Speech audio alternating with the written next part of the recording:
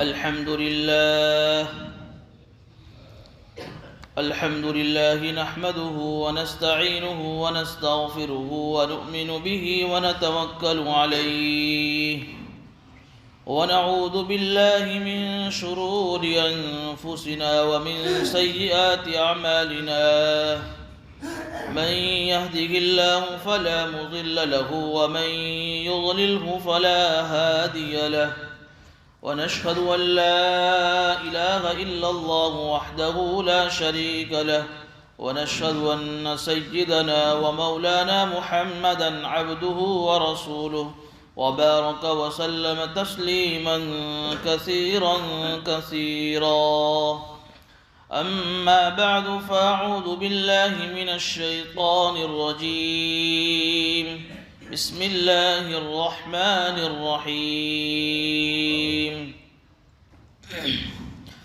ألم تر أن الله يزجي سحابا ثم يؤلف بينه ثم يجعله ركاما فترى الودق يخرج من خلاله وينزل من السماء من جبال فيها من برد ويصيب به من يشاء ويصرفه عن من يشاء يكاد سنا برقه يذهب بالأبصار يقلب الله الليل والنهار إن في ذلك لعبرة لأولي الأبصار صدق الله العظيم.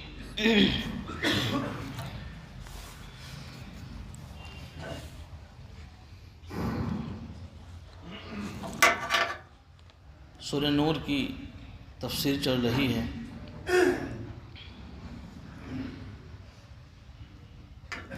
قرآن کریم اللہ رب العزت کی ہدایت کی کتاب ہے اور اس کتاب میں اللہ رب العزت نے خاص طور پر 3 اہم مضمون بیان فرمائے ہیں. اسلام کے جو 3 بڑے بڑے اہم عقیدے ہیں کہ جن کے بغیر ایک آدمی مسلمان ہو ہی نہیں سکتا ہے، ان 3 اہم عقیدوں کو قرآن کریم نے جگہ جگہ پر کھول کر بیان فرمایا ہے. سب سے پہلا جو مضمون ہے اور سب سے پہلا جو عقیدہ ہے وہ ہے وحدانیت، اللہ کی توحید، یعنی اللہ کو ایک ماننا. دوسرا اہم مضمون ہے رسالت، یعنی حضور اکرم صلی اللہ علیہ وسلم کو نبی اور رسول ماننا. اور تیسرا عقیدہ ہے آخرت، کہ مرنے کے بعد ایک اور زندگی ہے جس کا نام آخرت ہے. یہ تیسرا ایک اہم عقیدہ. ان 3 اہم مضمون کو، ان 3 اہم عقیدوں کو قرآن کریم نے جگہ جگہ پر کھول کر بیان فرمایا ہے، لوگوں کو سمجھایا ہے اور پھر اس کو اپنی مثالوں سے بھی سمجھایا ہے. اسی طرح سے سورہ نور کے اندر بھی یہی مضمون اللہ تعالیٰ کھول کر ارشاد فرما رہے ہیں. آپ دیکھ رہے ہیں کہ اس کے پہلی تفسیر میں اللہ رب العزت نے ایمان والوں کی صفات کا تذکرہ تھا. ارشاد فرمایا تھا کہ ایمان والے کی صفات کیا ہوتی ہے جو مسجدوں کو آباد کرتے ہیں. ان کی صفات، ان کی خوبیوں کا تذکرہ تھا کہ یہ نمازوں کی اور زکوٰۃ کی پابندی کرتے، یعنی پورے دین پر چلتے ہیں. اور پورے دین پر چلنا یہ ان کے لیے، ان کا بزنس اور ان کا دھندا اور ان کی نوکری ان کے لیے مانے نہیں ہوتی. اور اس کے ساتھ ساتھ پھر وہ اتنا سارا کرنے کے بعد بھی آخرت کے دین سے ڈرتے ہیں. یہ ایمان والوں کی خوبیوں کا تذکرہ تھا. پھر اس کے بعد لگے ہاتھوں اللہ رب العزت نے کافروں کے اعمال کا تذکرہ کیا کہ جو لوگ آخرت پر ایمان نہیں رکھتے ہیں اور جن کی زندگیوں میں کفر ہیں، ان کے عمل قیامت میں اللہ تعالیٰ کس طریقے سے ہوا میں اڑا کر بیکار کر دیں گے. ان کو 2 مثالوں سے سمجھایا تھا. جب کفر کا تذکرہ آیا، کافروں کا تذکرہ آیا، تو اب اللہ تعالیٰ آگے کی آیتوں میں اپنی وحدانیت کو سمجھا رہے ہیں کہ دیکھو دنیا کے اندر انسانوں کے علاوہ بہت ساری مخلوق ہیں جن کو ہم نے قرآن کا، حدیث کا، شریعت کا مکلف نہیں بنایا ہے. اور جتنی بھی مخلوق آپ کو دنیا میں نظر آ رہی ہیں، یہ ساری کی ساری مخلوق میری تسبیح بیان کرتی ہے، میری پاکی بیان کرتی ہے۔ الم تر ان اللہ یسبح لہ ما فی السماوات والارض۔ تو پھر ایک انسان جس کو اللہ نے دنیا میں اسی مقصد کے لیے بھیجا ہے، اس کو تو بدر جولہ اللہ کی تسبیح بیان کرنی چاہیے کہ اللہ کی قدرت ہے کہ اللہ تعالیٰ اپنی قدرت سے ان کو پیدا کرنے کے بعد اللہ تعالیٰ نے اپنی قدرت سے ان کو اپنی تسبیح کرنا سمجھایا۔ یہ اللہ کی بہت بڑی قدرت ہے۔ گزشتہ تفسیر میں اس کو تفصیل کے ساتھ سمجھایا تھا کہ اللہ کی مخلوق اللہ کی تسبیح کیسے بیان کرتی ہے۔ اب یہاں دوسری مثال سے اللہ تعالیٰ اپنی قدرت سمجھا رہے ہیں، اور اپنی قدرت کو سمجھانے کے بعد اللہ تعالیٰ اپنی وحدانیت میں غور و فکر کی دعوت دے رہے ہیں۔ اس لیے کہ جب تک ہم اللہ کی قدرت کو نہیں سمجھیں گے اور اللہ کی قدرت میں غور و فکر نہیں کریں گے، اللہ کی وحدانیت سمجھ میں نہیں آئے گی کہ اللہ اتنے بڑے ہیں۔ تو اللہ تعالیٰ ایک مثال تو ہو گئی، اب آگے کی 3 آیتوں میں 3 مثالوں سے اللہ تعالیٰ اپنی قدرت کو عجیب طریقے سے سمجھا رہے ہیں، اور پھر اس کے بعد اللہ تعالیٰ اپنی وحدانیت میں غور و فکر کی ہمیں دعوت دے رہے ہیں۔ تو آج کی اس آیت میں اللہ کی دوسری قدرت کی مثال کا بیان ہے کہ اس آیت کے اندر جو آیت نمبر 41 ہے، آیت نمبر 43 ہے، اس آیت میں اللہ رب العزت بادلوں کا نظام سمجھا رہے ہیں۔ اور جس زمانے میں قرآن اتر رہا ہے، وحی اتر رہی ہے، اس زمانے میں کوئی سائنس، کوئی ٹیکنالوجی نہیں تھی کہ ہم بادل کے نظام کو سمجھ سکیں، اور جس زمانے میں پرویگ شالائیں اور کوئی ایسی چیزیں نہیں تھی کہ جس ٹیکنالوجی کے سہارے سے ہم بادل کے نظام کو سمجھ سکیں، اس زمانے میں اللہ تعالیٰ وحی کے ذریعے سے انسانوں کو بادلوں کا نظام سمجھا رہے ہیں۔ یہ اللہ کی بہت بڑی عجیب قدرت ہے۔ کیا سمجھا رہے ہیں؟ اللہ تعالیٰ ارشاد فرما رہے ہیں، کیا آپ نے دیکھا نہیں کہ اللہ تعالیٰ بادلوں کو ہکاتے ہیں، ثم یؤلف بینہم، پھر آپس میں بادلوں کو جوڑ دیتے ہیں، ثم یجعلہ رکاما، اور پھر بادلوں کو تہ بتہ کر دیتے ہیں، فَتَرَى الْوَدْقَ يَخْرُجُ مِنْ خِلَالِهِ، یہ مخاطب پھر تو دیکھتا ہے کہ ان بادلوں کے درمیان سے بارش برستی ہے، وَيُنَزِّلُ مِنَ السَّمَاءِ مِنْ جِبَالٍ فِيهَا، اور پھر اللہ تعالیٰ آسمانوں کے اندر بادلوں کے جو پہاڑ ہوتے ہیں، ان پہاڑوں سے اللہ تعالیٰ اولے برساتے ہیں، فَيُصِيبُ بِهِ مَن يَشَاءُ، اور پھر جس کے لیے چاہتے ہیں اللہ تعالیٰ اس کو مصیبت بنا دیتے ہیں، عذاب بنا دیتے ہیں، وَيَصْرِفُ عَن مَن يَشَاءُ، اور جس کے لیے چاہتے ہیں اللہ تعالیٰ بادلوں کے رخ کو پھیر دیتے ہیں، يَكَادُ سَنَا بَرْقِهِ يَذْهَبُ بِالْأَبْصَارِ، اور قریب ہیں کہ ان بجلی کی چمک یہ آنکھوں کو اڑا لے جائے۔ یہ اس آیت کریمہ کا ترجمہ ہے۔ اللہ رب العزت یہ ارشاد فرما رہے ہیں کہ سب سے پہلے آسمانوں میں جو ہمیں بادل نظر آ رہے ہیں، شروع میں یہ بادل یہ اکیلے ہوتے ہیں، تنہا ہوتے ہیں، چھوٹے چھوٹے ہوتے ہیں، پھر اللہ رب العزت ان چھوٹے چھوٹے بادلوں کو اپنی قدرت سے ملا دیتے ہیں، ایک بادل کو دوسرے بادل کے ساتھ، دوسرے کو تیسرے یوں ملا دیتے ہیں، تو بادل چھوٹا بڑا ہو جاتا ہے۔ پھر آگے اللہ تعالیٰ ارشاد فرما رہے ہیں، پھر کبھی کبھی اللہ تعالیٰ ان بادلوں کو ایک کے اوپر ایک جما دیتے ہیں، رکامن کہتے ہیں تہ جمانا، کہ ایک بادل پر دوسرا، دوسرے پر تیسرا، تیسرے پر چوتھا۔ اس کا منظر ایسا لگتا ہے جیسا کہ آپ نے کبھی دیکھا ہوگا، جیسے روئی کا کوئی ڈھیر آپ نے دیکھا ہو کہ روئی کا ایک ڈھیر ہے، اس پر دوسرا روئی کا ڈھیر، اس پر تیسرا روئی کا ڈھیر، وہ منظر کیسا ہوتا ہے؟ بس یہی منظر بادلوں کا ہوتا ہے کہ کبھی کبھی اللہ تعالیٰ ان بادلوں کو تہ بتہ اس طریقے سے جماتے ہیں، ایسا لگتا ہے گویا کہ آسمانوں میں بادلوں کے پہاڑ ہیں۔ اور خاص کر کے جب بارش کا موسم ہو اور اس میں آپ اگر ہوائی جہاز میں سفر کر رہے ہوں، اور جب ہوائی جہاز کسی خاص کلومیٹر پر جب اوپر جاتا ہے تو اس وقت ایک عجیب منظر ہوتا ہے کہ نیچے اوپر ہوائی جہاز ہے اور اسے بالکل بادلوں کے پہاڑ ابھی دکھائی دے رہے ہیں۔ یہ اللہ تعالیٰ کی ایک عجیب قدرت ہے کہ اللہ تعالیٰ اپنی قدرت سے چھوٹے بادلوں کو بڑا بناتا ہے، اور پھر بادلوں کو تہ بتہ جماتا ہے، اور پھر ان بادلوں سے اللہ تعالیٰ بارش کو برساتا ہے۔ سائنس کچھ بھی کہہ رہی ہو کہ بھئی پانی سے جو ہے باسپی بھون ہوتا ہے اور پھر وہ ہوا اوپر جاتی ہے، پھر اس سے بادل بنتا ہے، لیکن یہ ساری چیزوں کے پیچھے اللہ کی قدرت کار فرما ہے۔ اللہ تعالیٰ کہہ رہے ہیں کہ ہم ان بادلوں سے، بڑے بڑے جو پہاڑوں کی شکل میں ہیں، ہم ان سے بارش برساتے ہیں، یہ ہماری قدرت ہے۔ اور پھر کبھی کبھی یہ ہوتا ہے کہ وَيُنَزِّلُ مِنَ السَّمَاءِ کہ اللہ تعالیٰ ان بڑے بڑے بادلوں کے پہاڑوں سے اولے برساتے ہیں، برف. کبھی کبھی آپ نے دیکھا ہوگا نا کہ کسی جگہ پر برف کی بارش ہوئی، یہ اللہ کہہ رہے ہیں ہماری اپنی قدرت ہے کہ ہم چاہے تو اس پانی کو برف کی شکل بنا کر اس کو ہم اولا بنا دیں اور برف بنا کر ہم اس کو برسائیں. اور یہ بھی اللہ کا نظام ہے کہ اللہ تعالیٰ اگر کسی بستی کو ہلاک کرنا چاہتے ہیں، کسی بستی پر اس کو مصیبت بنانا چاہتے ہیں، تو وہاں برف کی برسات اللہ تعالیٰ بھیج دیتے ہیں. یصیب بہ من یشاء کہ کبھی کبھی وہ برف باری اور وہ برسات اس بستی کے لیے، اس علاقے کے لیے عذاب بن جاتا ہے. اور کبھی کبھی ایسا ہوتا ہے کہ پوری کی پوری بستی تہس نہس ہو جاتی ہے. یہ اللہ کہہ رہے ہمارا نظام ہے. وَيَصْرِفُهُ عَمَّن يَشَاءُ اور اگر اللہ نے نہیں چاہا ہے کسی بستی کو ہلاک کرنا تو اللہ تعالیٰ اس بستی سے برف کی بارش کو ہٹا دیتے ہیں. یکاد سنا برقہ اور کبھی کبھی آپ نے دیکھا ہوگا کہ پھول بارش کا موسم ہے اور بادل، گھنے بادل ہے آسمانوں میں، تو آپ کو کبھی کبھی اس گھنے بادلوں میں سے گرج کی آواز آتی ہے اور کبھی کبھی ان بادلوں سے آپ کو بجلی کی آواز سنائی دیتی ہے. ہم دیکھتے ہیں روزمرہ کا بارش کے موسم میں مشاہدہ ہم کرتے ہیں. یہ اللہ تعالیٰ کہہ رہے ہیں کہ ہماری قدرت ہے. مفسرین فرماتے ہیں کہ اللہ تعالیٰ نے اپنے فرشتوں میں سے ایک فرشتوں کو بادل کے لیے مقرر کر دیا ہے، جس کے اوپر بادلوں کی ڈیوٹی ہے کہ جب یہ بادلوں کا موسم آتا ہے، جب یہ بارش کا موسم آتا ہے تو ایک فرشتہ جس کی ذمہ داری یہ ہوتی ہے کہ وہ بادلوں کو ہنکاتا ہے. اور اللہ تعالیٰ نے اس کے ہاتھ میں ایک چابک دے رکھا ہے جس کو ہم کہہ سکتے ہیں لوہے کا جو ہے، چمڑے کا جو چابک ہوتا ہے، اس طرح کا اللہ نے ایک آگ کا چابک اس فرشتے کو دے رکھا ہے.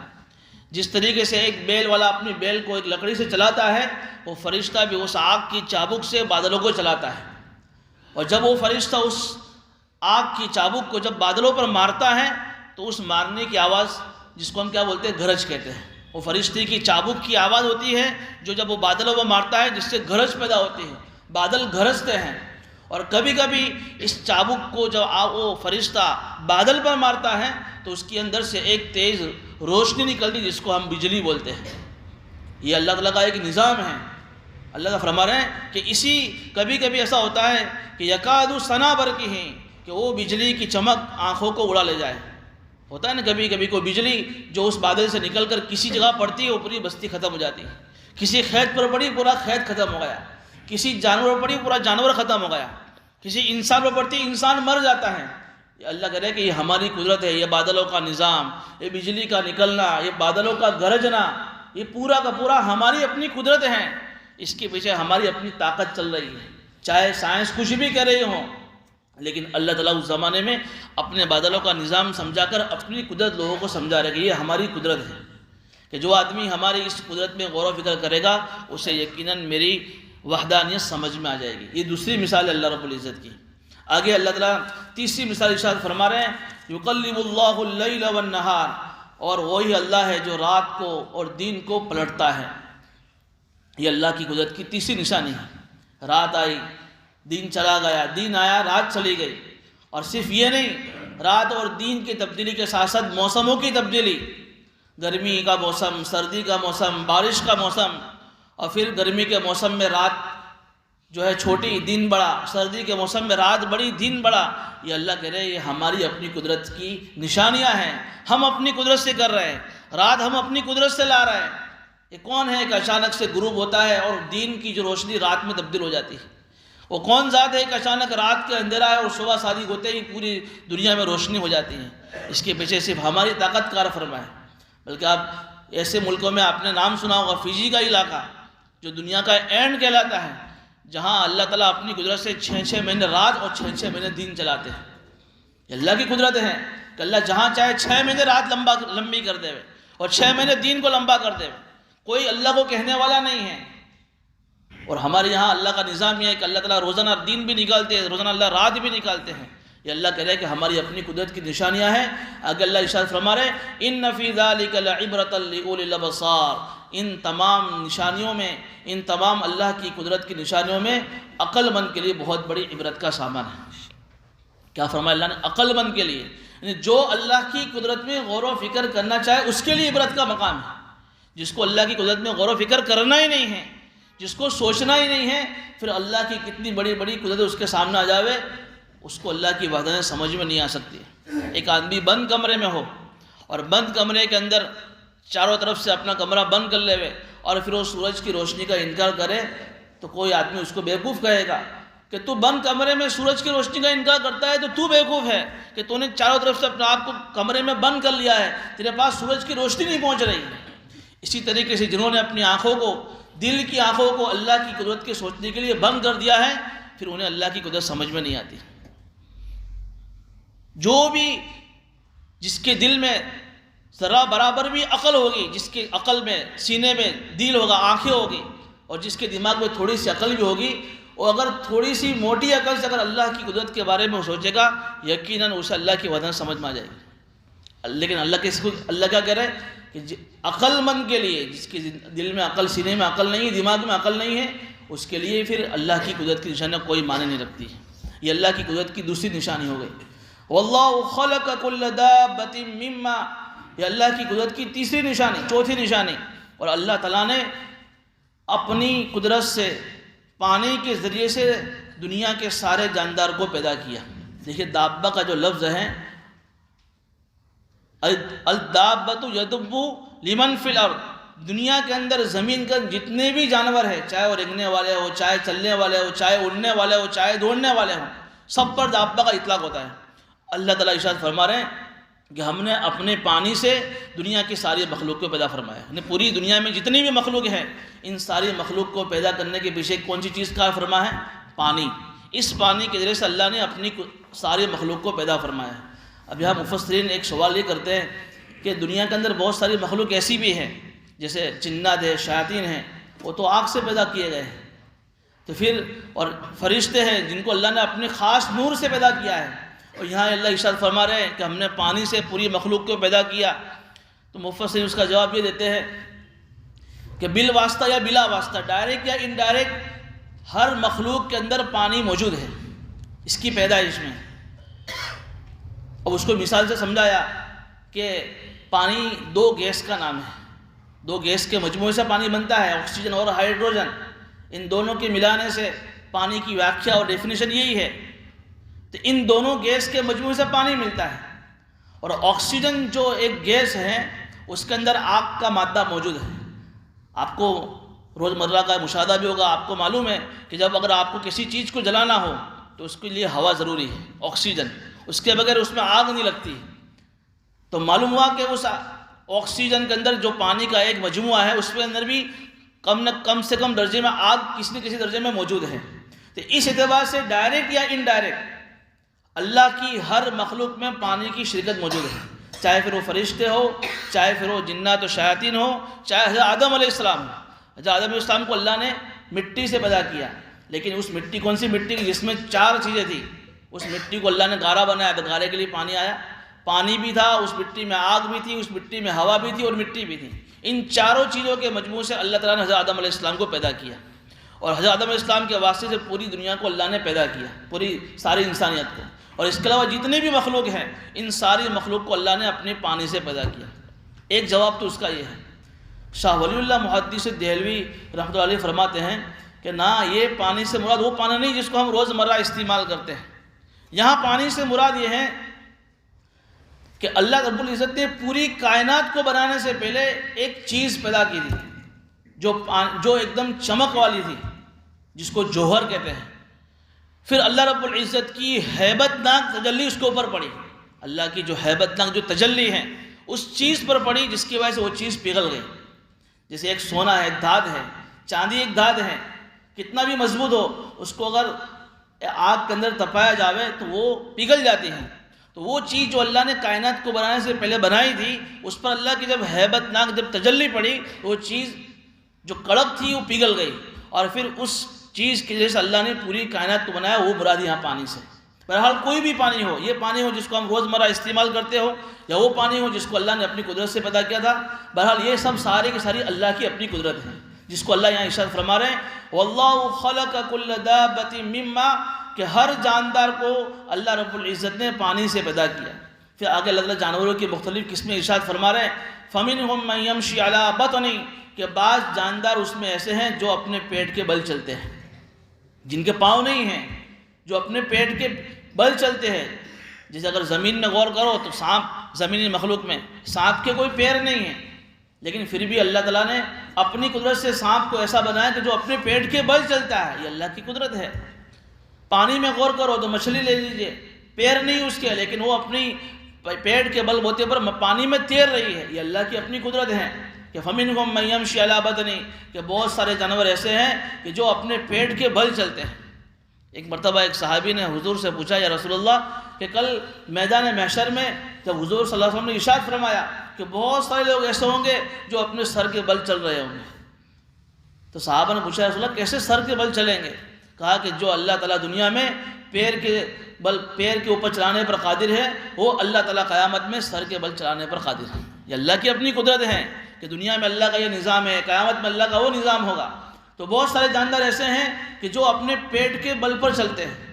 وَمِنْهُمْ مَن يَمْشِي عَلَىٰ رِجْلَيْنِ، اور بہت سارے جانور ایسے ہیں جو اپنے دونوں پیروں کے اوپر چلتے ہیں. اس میں سر فہرست انسان ہے. انسان کو اللہ نے 2 پیر دیے، اس سے چلتا ہے. اور انسان کے علاوہ بہت سارے جانور ہیں، بہت سارے پرندے ہیں، چڑیا ہے، بطخ ہے، مرغی ہے، 2 پیروں سے چلتے ہیں. یہ اللہ کی اپنی قدرت ہے. وَمِنْهُمْ مَن يَمْشِي عَلَىٰ 4، اور بہت سارے جانور ایسے ہیں جن کو اللہ نے 4 پیر دیے ہیں اور 4 پیروں سے چلتے ہیں. گائے ہے، بیل ہے، بکرا ہے، بکری ہے، یہ وغیرہ جو بہت ساری جو اللہ کی مخلوق ہے جو 4 پیروں سے چلتی ہیں. اور بہت ساری مخلوق ایسی ہے جن کو اللہ نے 4 سے بھی زیادہ پیر دیے ہیں. جیسے آپ نے نام سنا ہوگا، گرمی بارش کے موسم میں یا کسی موسم میں کن کھجورا نکلتا ہے، اس کے متعلق لکھا ہے کہ اس کے 1000 پیر ہوتے ہیں، لیکن پھر بھی 1000 پیر کے ہوتے ہوئے بھی چل نہیں سکتا ہے. ایسے بہت ساری مخلوق ہیں جن کو اللہ نے 4 سے زیادہ پیر دیے ہیں، لیکن اس کے باوجود بھی وہ چلنے پر قادر نہیں ہے. اور بہت سارے جانور ایسے جن کے پاس اللہ نے جن کو پیر نہیں دیے لیکن وہ بھی چل رہا ہے، جیسے سانپ ہیں. تو اللہ فرما رہے ہیں یہ ہماری اپنی قدرت ہے. کسی کو 4 پیر پر ہم چلا رہے ہیں، کسی کو ہم 2 پیر پر چلا رہے ہیں، کسی کو ہم اپنے پیٹ کے بل بوتے پر چلا رہے ہیں، کسی کو ہم 1000 پر دے کر بھی چلنے کی طاقت نہیں دے رہے ہیں. اللہ کہہ رہے ہیں ساری کی ساری ہماری اپنی قدرت ہے. آپ نے جو ہے جانوروں کا نام سنا ہوگا، شتر مرغ بعض علاقوں میں ہوتا ہے مرغا لیکن اونٹ کی طرح ہوتا ہے، اور اونٹ کی شکل میں ہونے کے باوجود اللہ نے اس کو 2 پیر دیے ہیں اور ان 2 پیروں پر چلتا ہے. یہ اللہ کی عجیب قدرت ہے کہ اللہ نے دنیا کے اندر ایسے عجیب عجیب جانور پیدا فرمائے ہیں اور ایسے عجیب عجیب مخلوق پیدا فرمائی ہیں جو آج کل ہم روزمرہ جو ہے یہ مشاہدہ کرتے ہیں کہ ایسے ایسے ویڈیوز ہمارے سامنے آتے ہیں جو اللہ کے مخلوق ہمارے سامنے آتی ہے کہ کیسی کیسی دکھ رہی ہے، کیسی کیسی چل رہی ہے. اللہ تعالیٰ ارشاد فرما رہے ہیں یخلق اللہ ما یشاء، اللہ جو چاہے پیدا کرے اپنی حکمت سے. اللہ کسی کو 2 پیر دے، کسی کو اللہ 4 دے، کسی کو اللہ پیٹ کے بل چلاوے. اللہ کی اپنی قدرت ہے. ان اللہ علی کل شیء قدیر، بے شک اللہ تعالیٰ ہر چیز پر قادر ہے. یہ اللہ کی قدرت کی چوتھی نشانی ہے. اس کے بعد پھر اللہ تعالیٰ ارشاد فرما رہے ہیں لقد انزلنا آیات مبینات، اور ہم نے انسانوں تمہارے سامنے اپنی نشانیوں کو کھول کھول کر بیان کر دیا ہے. واللہ یہدی من یشاء الی صراط مستقیم، اور اللہ تعالیٰ جسے چاہے اپنے سیدھے راستے کی ہدایت دیتا ہے. مفسرین عجیب فرماتے ہیں کہ اللہ تعالیٰ اپنی قدرت لوگوں کو سمجھانے کے بعد اللہ نے ہدایت کو اپنے ہاتھ میں رکھا ہے. ہدایت کسی کے ہاتھ میں نہیں ہے. ہاں اللہ نے کہا کہ تم میری قدرت میں غور و فکر کرو، لیکن میں جس کو چاہے ہدایت دوں گا. آپ نے دیکھا ہوگا بہت سارے سائنسدان، بہت سارے ایسے لوگ جن کا کام ہے ڈسکوری کرنا ہوتا ہے، ایسے جنگلوں میں گھومنا ہوتا ہے، جو ہمارے سے بھی زیادہ عجیب عجیب مخلوق دیکھتے ہیں دنیا میں. دیکھتے لوگ جنگلوں میں اور پتہ نہیں کہاں پانی کے اندر تہہ میں جا کر ایسے ایسے عجیب مخلوقات، لیکن انہیں ہدایت نہیں ملتی. کیسی کیسی مخلوق دیکھتے لوگ. لیکن اللہ وہی کہہ رہے ہیں واللہ یہدی من یشاء الی صراط مستقیم، کہ ہدایت تو ہمارے ہاتھ میں ہے. اگر تم اللہ کی قدرت میں غور و فکر کرو گے ہم جس کو چاہیں گے ہدایت دیں گے. ایسا نہیں کہ تم اللہ کی قدرت کا نظارہ کرو، تم ایسی ایسی جگہ گھومنے جاؤ جہاں اللہ کی قدرت کے بڑے بڑے نظارے ہوں، لیکن اگر تمہارے مقدر کی ہدایت نہیں ہے تو ہم تمہیں ہدایت نہیں دیں. اللہ کا کتنا بڑا احسان ہے کہ اللہ نے ہمیں بغیر مانگے وہ ہدایت دی. اس پر اللہ کا جتنا چاہے شکر ادا کرے کم ہے کہ اللہ نے ہم نے کوئی اللہ کی قدرت میں غور و فکر کیا آج تک. بلکہ علماء تو یہ فرماتے ہیں کہ ایمان کو تازہ کرنے کے لیے اور ایمان کو بڑھانے کے لیے روزانہ آدمی کوئی نہ کوئی اللہ کے ایک مخلوق میں روزانہ غور و فکر کرے. ایک فہرست بناوے، آج آسمان میں غور و فکر کیا، پورا دن آسمان میں غور و فکر کیا آسمان کو اللہ نے کیسا بنایا. دیکھیے اس کے ایمان میں کیسی تازگی اور بڑھوتری ہوتی ہے. دوسرے دن زمین کو لیا، 365 دن میں 365 اللہ کی قدرت میں ہم غور و فکر کریں، دیکھو ہمارے ایمان کا کیا لیول ہے، ہم ایمان کے کس لیول کو پہنچ جائیں گے۔ یہ ہو ہی نہیں سکتا کہ آدمی اللہ کی وحدانیت میں غور و فکر کرے، اللہ کی قدرت میں اللہ اس کو اپنی وحدانیت سمجھ میں نہ لائے۔ لیکن کمی اس بات کی ہے کہ ہمارے پاس ٹائم نہیں ہے۔ اللہ قرآن کریم میں اپنی قدرت کی مثالوں کو بیان فرما کر ہمیں دعوت دے رہے ہیں کہ اے لوگوں، قرآن کریم قیامت تک کے لیے ہدایت کی کتاب ہے کہ میں اس قرآن میں اپنی قدرت کی مثالیں بیان کرتا ہوں، اس لیے کرتا ہوں کہ تم میری قدرت میں غور و فکر کرو۔ اور یہ ہماری ذمہ داری ہے کہ اللہ نے ہمیں ہدایت دی ہے تو ہم کبھی بسوں میں، ٹرینوں میں، یا ہمارے دھندے و کاروبار میں جو ہمارے برادران جو وطن ہیں، جن سے ہمارا دوستی کا تعلق ہے، لین دین کا تعلق ہے، ان کے سامنے ہم اللہ کی قدرت کو بیان کریں، ان کو سمجھاویں۔ اس کو سمجھانے میں وہ منع تھوڑی کرے گا کہ بھئی تم کیوں مجھے دعوت دے رہے ہو، دعوت کا کوئی لفظ نہیں بولنا ہے، ایمان کا کوئی لفظ نہیں بولنا ہے، یہ نہیں کہنا ہے کہ بھئی ہم کو جس نے پیدا کیا دیکھو اس نے کیسا یہ چیز بنائی ہے، اس نے یہ چیز کیسی بنائی ہے، تو کم از کم ہماری دعوت اس تک پہنچ جائے گی، یہ ہماری ذمہ داری پوری ہو جائے گی۔ ورنہ اگر ہم نے اپنے برادر وطن کو اور اپنے ان بھائیوں کو اگر دعوت دی تو ہو سکتا ہے کہ ہماری پکڑ ہو جائے۔ حالانکہ ان کی بھی ذمہ داری کو خود اپنے اعتبار سے غور کریں، لیکن اللہ نے ہمیں عقل دی ہے، اللہ نے ہمیں ہدایت دی ہے۔ جو غم حضور کا تھا، جو فکر حضور کی تھی، وہ فکر ہماری بھی ہونی چاہیے۔ کیا فکر تھی حضور کی؟ کہ میرا ایک ایک امتی قیامت جہنم سے بچ کر جنت میں چلا جائے، اور پوری دنیا میں قیامت تک ہر گھر میں، ہر کچے پکے گھر میں اسلام داخل ہو جائے، کلمے کا بول بالا ہو جاوے، اللہ کی وحدانیت کے گن گانے جاوے۔ یہ حضور کی فکر تھی، حضور کا غم تھا، کڑن تھی۔ یہ ہماری بھی ذمہ داری ہے کہ اللہ کی قدرت کو ہم اپنے اعتبار سے لوگوں کو سمجھاوے۔ بے آئے چائے پلا دی اور اس کے سامنے ہم نے اتنی بہترین انداز میں بات کر دی، وہ ایمان لاوے نہ لاوے، اس کو اللہ کی وحدانیت سمجھ میں آئے نہ آئے، لیکن ہماری اپنی ذمہ داری پوری ہو جائے گی، کریں گے انشاءاللہ۔ تو اللہ تعالیٰ یہاں یہ ارشاد فرما رہے ہیں کہ واللہ یہدی من یشاء الی صراط مستقیم، اور اللہ تعالیٰ جسے چاہے سیدھے راستے کی ہدایت دیتے ہیں۔ وَيَقُولُونَ آمَنَّا بِاللَّهِ وَبِالرَّسُولِ وَأَطَعْنَا ثُمَّ يَتَوَلَّى فَرِيقٌ مِّنْهُمْ مِّن بَعْدِ ذَلِكَ وَمَا أُولَٰئِكَ بِالْمُؤْمِنِينَ۔ اب اس آیت میں اللہ رب العزت انسانوں کی جو تیسری قسم ہے، منافق جس کو کہتے ہیں، اس کا تذکرہ کر رہے ہیں۔ دیکھیے شروعات میں اللہ تعالیٰ نے ایمان والوں کا تذکرہ کیا، پھر اس کے بعد کافروں کے اعمال کا تذکرہ آیا، اور پھر درمیان میں اللہ نے اپنی قدرت سمجھائی، اور پھر اس کے بعد انسانوں کی جو تیسری قسم ہے جس کو منافق کہتے ہیں، اللہ تعالیٰ ان آیتوں میں ان منافقوں کی صفتوں کا اور ان کا جو مزاج ہے ان کا تذکرہ ان آیتوں میں کر رہے ہیں۔ یہ منافق یہ انسانوں کی تیسری قسم ہے۔ پوری دنیا میں تین طرح کے انسان ہیں، یا تو وہ مسلمان ہیں، یا تو وہ کافر ہیں، یا تو وہ منافق ہیں۔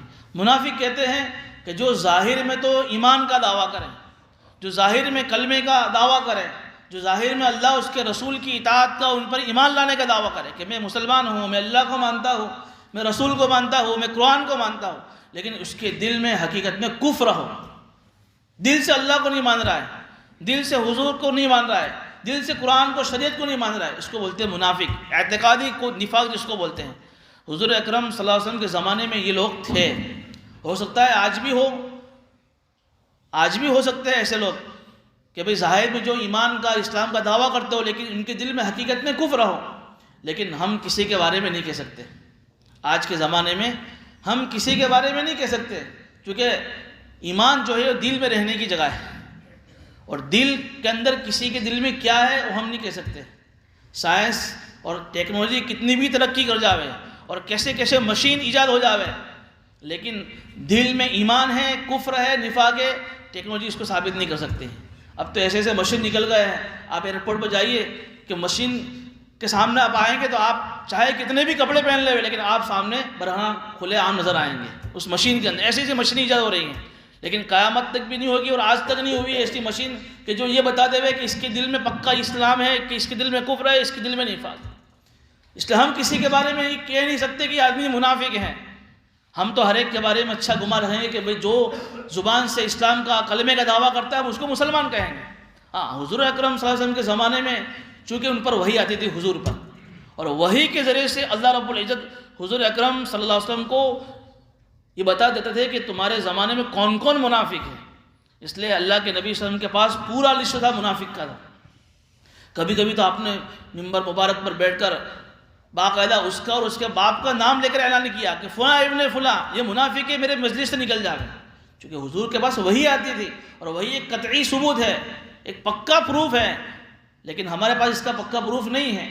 اور اللہ کے نبی صلی اللہ علیہ وسلم نے وہ منافق کی لسٹ اور یادی ایک صحابی حضرت حذیفہ رضی اللہ عنہ کو دے رکھی تھی، جن کو اللہ کے نبی کا صاحب السیر، بھیج جو ہے رازدار کہا جاتا ہے.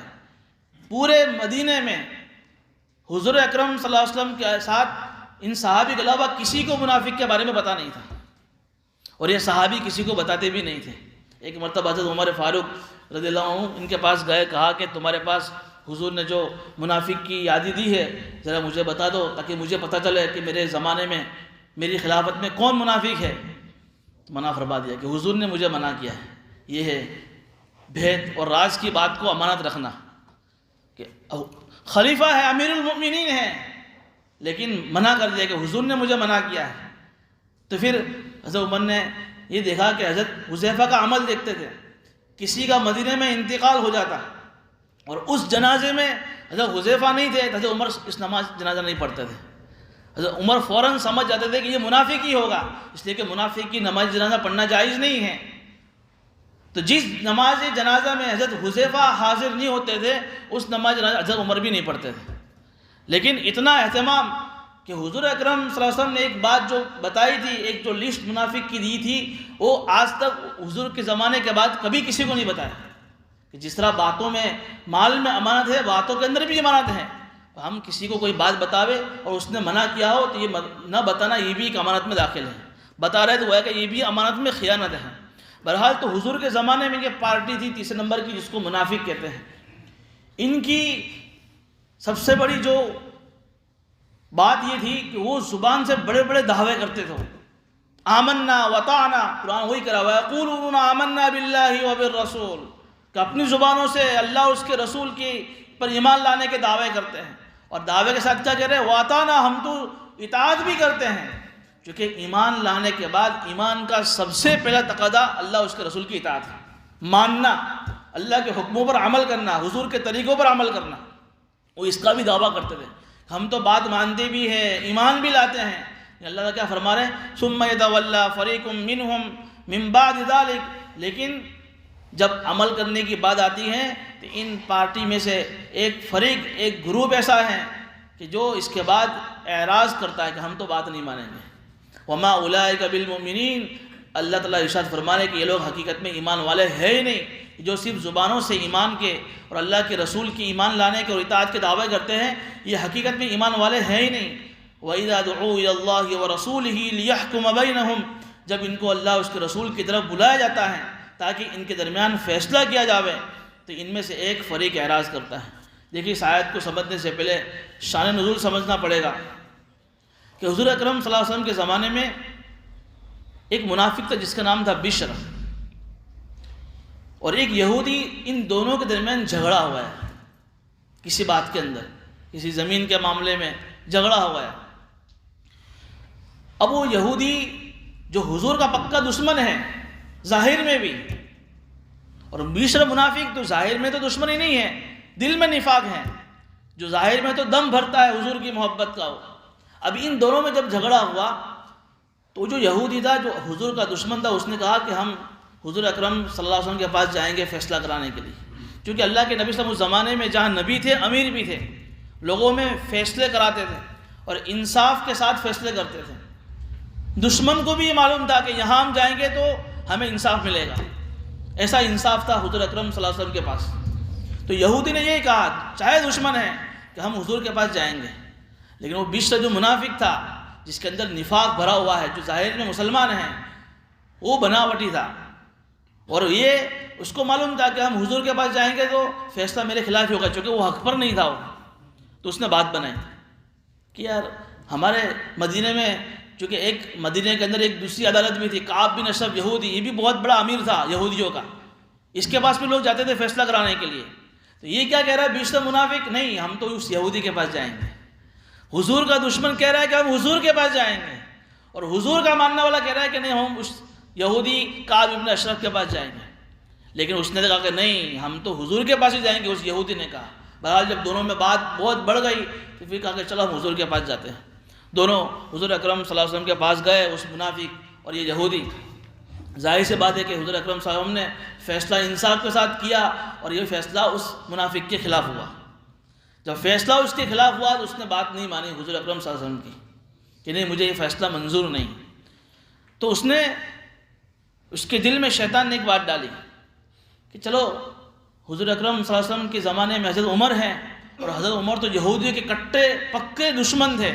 حضرت عمر کو یہودی سے بڑی دشمنی تھی مدینے میں، کہ چلو ہم نہیں جاتے حضرت عمر کے پاس، اور یہ یہودی ہے اور اس حضرت عمر کو بھی دشمنی ہے، تو یہاں تو میری بات بن جائے گی. تو وہ منافق اور یہودی دونوں حضرت عمر کے پاس گئے اور حضرت عمر کے پاس جا کر پورا ماجرا سنایا، پورا قصہ سنایا. یہودی نے کہ ہم اس طریقے سے تمہارے سردار حضور اکرم صلی اللہ علیہ وسلم کے پاس گئے تھے اور اس طریقے سے فیصلہ اس کے خلاف آیا، لیکن ہم آپ کے پاس آئے. تو حضرت عمر نے کہا کہ اچھا حضور کے پاس جا کر آئے ہو پھر میرے پاس آئے ہو اور فیصلہ کرانا آیا تو. حضرت عمر گھر میں گئے اور گھر میں جا کر تلوار نکالی اور اس کا گردن تن سے جدا کر دی کہ جو حضور کے فیصلوں کا نہ مانے اس کو دنیا میں زندہ رہنے کا کوئی حق ہی نہیں ہے. حضرت عمر تو بڑے جلالی تھے، گھر میں گئے اور تلوار نکال کر اس کا کام تمام کر دیا کہ جو حضور کے فیصلے کے بعد میرے پاس فیصلہ کرانے کے لیے آئے، یہ اس سے بڑا منافق کون ہو سکتا ہے. تو حضرت عمر نے اس کا جو ہے کام تمام کر دیا. تو اسی کے اوپر یہ آیت نازل ہوئی. کیا آیت نازل ہوئی کہ وَإِذَا دُعُوا إِلَى اللَّهِ وَرَسُولِهِ لِيَحْكُمَ بَيْنَهُمْ، کہ جب انہیں اللہ اس کے رسول کی طرف بلایا جاتا ہے، لِيَحْكُمَ بَيْنَهُمْ، تاکہ ان کے درمیان انصاف اور فیصلہ کیا جاوے. تو اِذَا فَرِيقٌ مِّنْهُمْ مُعْرِضُونَ، کہ ان میں سے ایک فریق اعراض کرتا ہے، وہی بشر منافق ہے کہ نہیں ہمیں منظور نہیں تمہارا فیصلہ. وَإِن يَكُن لَّهُمُ الْحَقُّ يَأْتُوا إِلَيْهِ مُذْعِنِينَ، ہاں اگر فیصلہ ان کے موافق ہو تو بھاگتے بھاگتے آئیں گے، نہ فیصلہ ہمارے موافق ہوگا. اللہ فرما رہے ہیں کہ کیا ان کے دلوں میں مرض ہے، یا مرض بیماری سے مراد کہ ان کے دلوں میں نفاق ہے جس کی وجہ سے یہ حضور کے فیصلے پر راضی نہیں ہیں، یا ان کے دلوں میں شک ہے حضور کے تعلق سے یہ اللہ کے نبی ہیں، یا یہ اس بات سے ڈرتے ہیں کہ یحیف اللہ علیہ ورسولہ، کہ اللہ اور اس کے رسول ان کے اوپر ظلم کریں گے. اللہ فرما رہے ہیں کہ بل اولئک هم الظالمون، یہ خود ظالم ہے حضور کے فیصلے کو نہ مان کر. اللہ اس کے رسول تو کیسے کسی پر ظلم کریں گے، وہ تو انصاف کرنے والے ہیں. تم خود ظالم ہو کہ تم حضور کے فیصلے کو تسلیم نہیں کرتے ہو. مفسرین یہ فرماتے ہیں کہ اس آیت میں ایمان والوں کے لیے بہت بڑا سبق ہے کہ اگر پہلی بات تو یہ ہے کہ ایمان والوں کو آپس میں لڑنا جھگڑنا نہیں چاہیے، لیکن اگر کسی بات پر جھگڑا ہو جاوے یا کسی حق کے معاملے میں کوئی مسئلہ آ جاوے، کوئی لین دین میں کوئی بات پیش آ جاوے، تو ایک مسلمان کی سب سے بڑی ذمہ داری یہ ہے کہ وہ فیصلہ کرانے کے لیے کس کے پاس جائے گا؟ ایسے آدمی کے پاس جاوے کہ جو شریعت اور قرآن و حدیث کی روشنی میں فیصلہ کرے.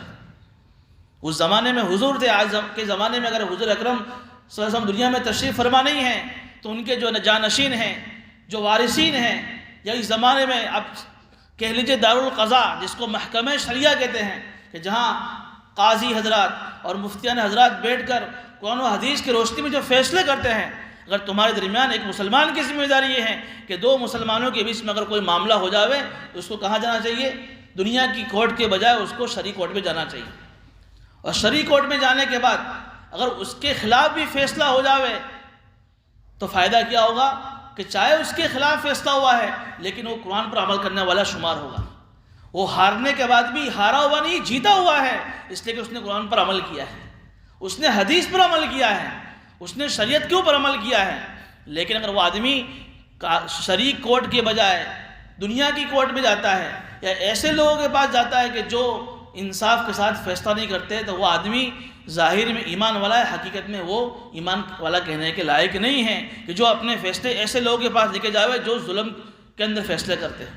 یہ بہت بڑا سبق ہے اس آیت میں کہ آیت تو نازل ہوئی اس منافق کے بارے میں، لیکن اللہ تعالیٰ قیامت تک کے مسلمانوں کو یہ پیغام دے رہے ہیں کہ تمہیں بھی اگر اپنے ایمان کو جانچنا ہو کہ تمہارے دل میں کتنا پکا ایمان ہے تو جانچنے کے لیے یہ تھرمومیٹر ہے کہ جب تمہارے درمیان میں کوئی بات پیش آ جائے تو تم کس کے پاس جاتے ہو فیصلہ کرانے کے لیے.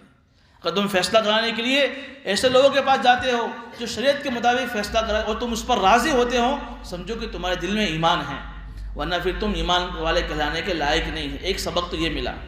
دوسرا اس واقعے سے پیغام یہ ملا کہ جس کے پاس لوگ جا رہے ہیں انصاف کرانے کے لیے، اس لیڈر کو، اس قاضی کو، اس فیصلہ کرانے والے کی ذمہ داری کہ وہ انصاف کے ساتھ فیصلہ کرے. یہ نہیں کہ بھئی یہ میرا رشتہ دار ہے، یہ میرا پڑوسی ہے، یہ میرا بیٹا ہے تو میں اس کے فیور میں فیصلہ کروں اور اس کے خلاف میں فیصلہ کروں. نہیں، حضور اکرم صلی اللہ علیہ وسلم کے پاس جب بھی کوئی فیصلہ آتا تھا، چاہے وہ کسی کے بھی بارے میں ہو، اگر فیصلہ کسی یہودی کے فیور میں ہوتا تو فیصلہ یہودی کے بارے میں کرتے، چاہے وہ یہودی ہے، چاہے وہ اسلام کا دشمن ہے، لیکن اسلام کی تعلیم یہی ہے کہ نہیں، فیصلہ تو انصاف کے ساتھ ہی ہوگا. یہ سبق لینے کی ضرورت ہے. جو لیڈر ہیں، جو آگیوان ہیں، جو قاضی اور شرعی عدالتوں میں بیٹھے ہوئے ہیں، کہ ان کے پاس اگر کوئی فیصلہ آئے، چاہے وہ کسی بھی عنوان پر ہو، طلاق کے عنوان پر ہو یا کسی اور کے عنوان پر ہو، ان کو چاہیے کہ سامنے رشتہ داری نہ دیکھے، برادری نہ دیکھے، چاہے اولاد کا نقصان ہو جائے، چاہے رشتہ داروں کا نقصان ہو جائے، چاہے میری ذات کا نقصان ہو جائے، لیکن فیصلہ تو میں شریعت کے مطابق ہی کروں گا، چاہے کوئی مجھے کچھ بھی کہہ لے. یہ دو بڑے سبق اس آیت سے مل رہے ہیں. پہلا سبق کون سا؟ کہ کبھی بھی کوئی مسلمان جھگڑے نہیں. اگر جھگڑا ہو جاوے تو ایسے آدمی کے پاس فیصلہ کرنا جاوے جو شریعت کے مطابق فیصلہ کرے، اور جو فیصلہ کرنے والے ان کی ذمہ داری ہے کہ وہ انصاف کے ساتھ فیصلہ کرے. اللہ تعالیٰ ہمیں ان باتوں پر عمل کرنے کی توفیق عطا فرمائے.